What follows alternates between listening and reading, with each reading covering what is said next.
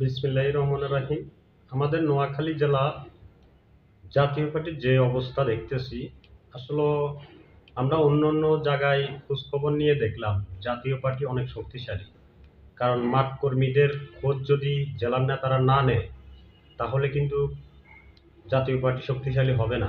আমাদের নোয়াখালী যে অবস্থা দেখতেছি, আমাদের মাননীয় চেয়ারম্যান মহোদয়ের কাছে আমি বলতেছি, আমাদের মহাসচিব স্যারের কাছে যদি আমার এই ভিডিওটা যায়, আপনাদের কাছে আমার এটাই চাওয়া, এটাই প্রত্যাশা, আমাদের বৃহত্তর নোয়াখালী জেলা যেন একটু সুনজরে দেখে এবং আমরা জাতীয় পার্টিকে যেন আরো শক্তিশালী করতে পারি জেলাতে। কিন্তু আমার দুঃখ হচ্ছে এটাই, আমি আজকে যাবৎ 18 বছর জাতীয় পার্টি করি, কিন্তু আমাদের জেলার নেতা যারা আছে তারা কে? আমাদের কোনো খোঁজ খবর কোনো কিছুই রাখে না।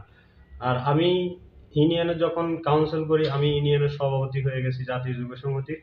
কিন্তু সভাপতি হয়েছি যেদিন, সেদিনই জেলার দু একজন নেতা দেখছি, এরপর আর কোনো নেতাদেরকে দেই না। কারণ আমাদের জেলার নেতা বেশিরভাগই আমি দেখি সুযোগবাজ।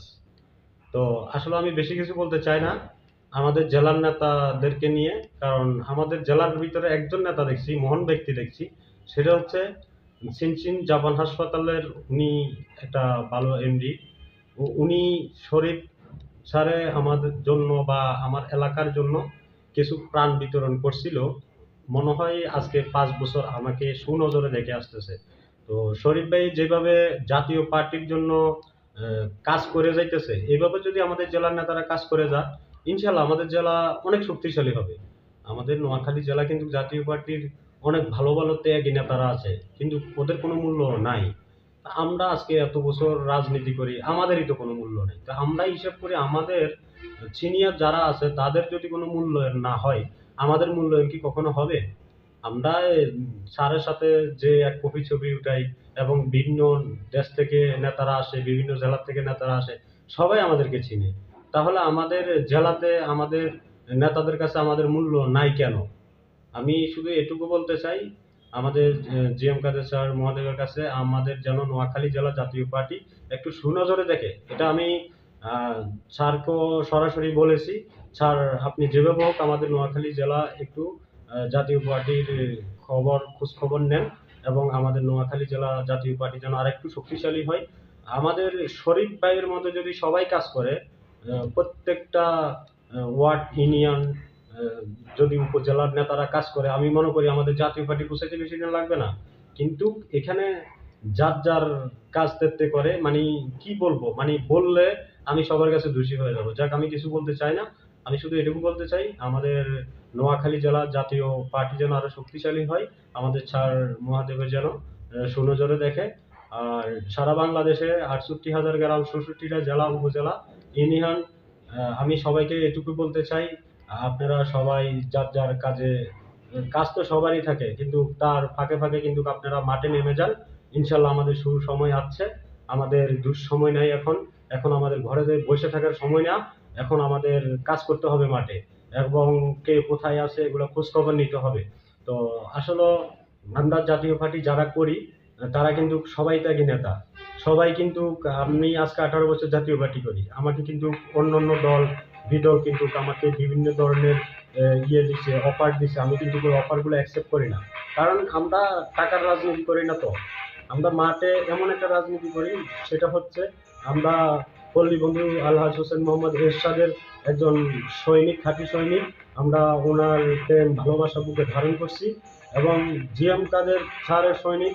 আমরা মনে করেন মাঠে সবসময় যে কোনো জায়গায় মিটিং মিছিলে যে কোনো জায়গায় আমাদেরকে ডাক দিবেন, আমাদেরকে পাবেন। রাতের 2টা না 3টা নাই, আপনি আমাকে ফোন দিবেন, আমি সামান্য একজন কর্মী হিসেবে আপনি যদি আমাকে পাশে না পান, তাহলে আমাকে বলবেন, বলে সুজন আমি তোমাকে পাইনি।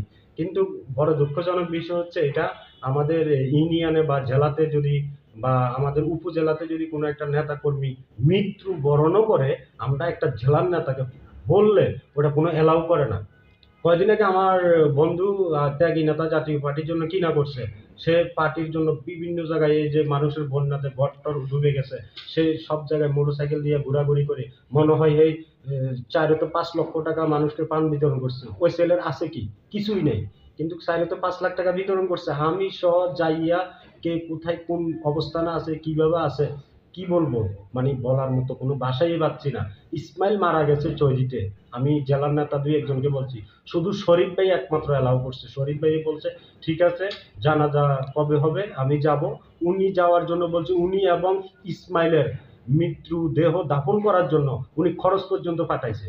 তাহলে ওনার মতো লোক যদি আমাদের নোয়াখালী জেলা আর 2 4 5টা থাকে, আমরা কোন পদে থাকবো? আমাদেরকে কি পার্টি বেতন দেয়? কোনো বেতন দেয় না। আমরা পল্লী বন্ধু হুসাইন মোহাম্মদ এরশাদকে ভালোবাসি মন থেকে। আমরা রাজপথের সৈনিক। আমরা পল্লী বন্ধু হুসাইন মোহাম্মদ এরশাদের একটা সৈনিক। কোথাও যদি শুনি বিপদে পড়ছে, আমরা রক্ত দিতে দ্বিধাবোধ করি না। যে কোনো সময়, যে কোনো মুহূর্তে কাউরে না পান জেলাতে, আমাকে যদি আপনারা না পান আপদে বিপদে, থানায় একটা প্রবলেম হয়েছে আমাকে বলবেন। আমি কোন পদ পজিশনে আছি এটা আপনাদেরকে বলতে চাই না।